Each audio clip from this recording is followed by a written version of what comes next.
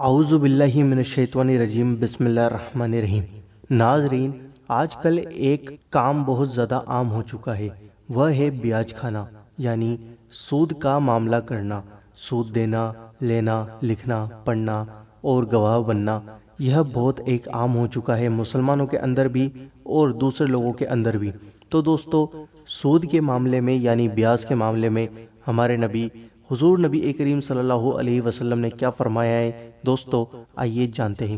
دوستو، ہماری آپ سے زیادہ گزارش ہے کہ اس ویڈیو کو پورا دیکھنا اور اس ویڈیو کو دل سے شیئر کرنا تاکہ جن لوگوں کو نالج نہیں ہے ان کے پاس پہنچ جائے، اور اگر آپ ڈرتے ہیں ڈائریکٹ سینڈ کرنے میں تو اپنے واٹس ایپ اسٹیٹس پہ یا اپنے فیس بک پر یا اپنے انسٹاگرام پر کہیں شیئر کر دیں تاکہ ڈائریکٹ ان کے پاس بھی نہیں پہنچے گا اور ان کو ویڈیو پتہ بھی لگ جائے گی کہ سود کھانے والے کا انجام کیا ہوتا ہے۔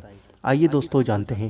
حضرت سیدنا حضرت جابر رضی اللہ تعالی عنہ فرماتے ہیں کہ رسول اللہ صلی اللہ علیہ وسلم نے فرمایا، سود کھانے والے پر، کھلانے والے پر، سود معاملہ لکھنے والے پر اور سودی معاملے پر گواہ بننے والے دونوں شخصوں پر لعنت فرمائی ہے، اور یہ فرمایا ہے کہ سب لوگ سود کھانے میں برابر کے شریک ہیں۔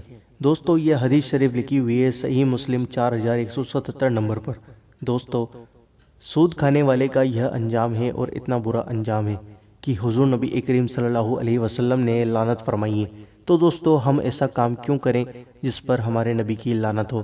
دوستو، اس کام سے بچیں اور دوسروں کو بھی بچائیں۔ اللہ تعالیٰ اپنے حبیب صلی اللہ علیہ وسلم کے صدقے میں ہمیں اس کام سے بچنے کی توفیق عطا فرمائے۔ آمین ثم آمین، اللہم آمین۔